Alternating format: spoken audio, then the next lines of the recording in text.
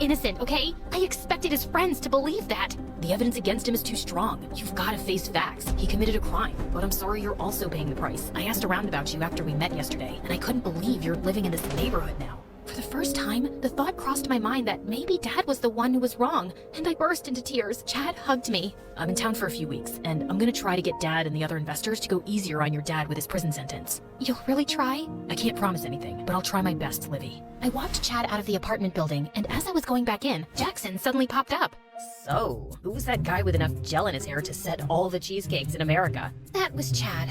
Chad? Like your ex-boyfriend Chad? Like the guy who broke up with you on a park bench Chad? Yes, that Chad. That's such a stupid name. Chad is a country. Isn't Jackson a city? Not the same thing. What was Chad doing here? Offering to help me? Why would you trust him? Because he's the only shot I've got at helping Dad. Chad started turning up almost every day. And even though I hadn't forgiven him for the way he'd broken up with me, I could see he really regretted it. He was extra attentive. He seemed to remember all my favorite pastries and perfumes and never came without a gift.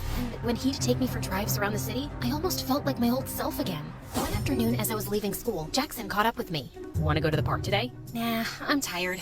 How about you come to my place tomorrow? My annoying sisters miss you. I have a thing. A Chad thing, right? Look, it's none of my business, except as your friend, I would advise you not to date Chad again.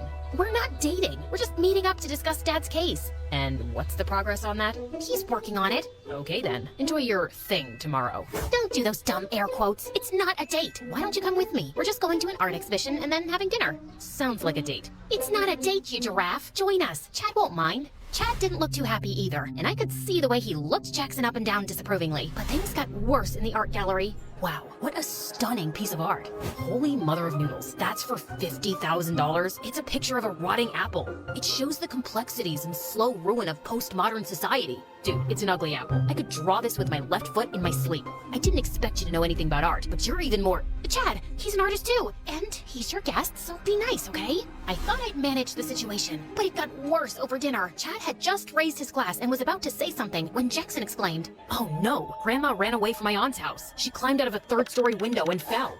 Oh my god, is she okay? She's in the hospital for a mild concussion. Can we leave early so I can see her? Of course. You can leave now. I'll call you an Uber. I can stay for the main course. We'll skip dessert. Anyway, before I was interrupted, I was about to make a toast to us, Livy. Friendship, much like the delicate petals of a rare flower, unfurls its beauty only to those who possess the refined senses to savor its exquisite fragrance amidst the mundane garden of existence. That's lovely. I'm sorry. What does that even mean?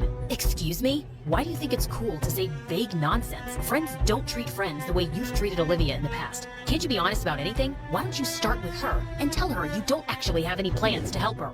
You want honesty? I think you're a worthless piece of trash. Before I knew it, Chad had attacked Jackson, and they were in a full-scale fight, bumping into waiters and falling onto tables. Several people managed to pull them apart, and I dragged Jackson outside. What were you thinking? He attacked me. You provoked him. Look, Olivia, I don't get mad a lot. It's scary for people when I get mad because I look like a tall, angry windmill. So I keep it in and stay calm mostly. But I'm mad right now. How can you even stand that pretentious windbag? Because he belongs to my world. This is the life I had before. You go to stupid exhibitions and talk about trivial things over food and laugh at dumb jokes. And you didn't even give him a chance. You were determined to hate him just because he's a rich guy. Is that what you really think of me?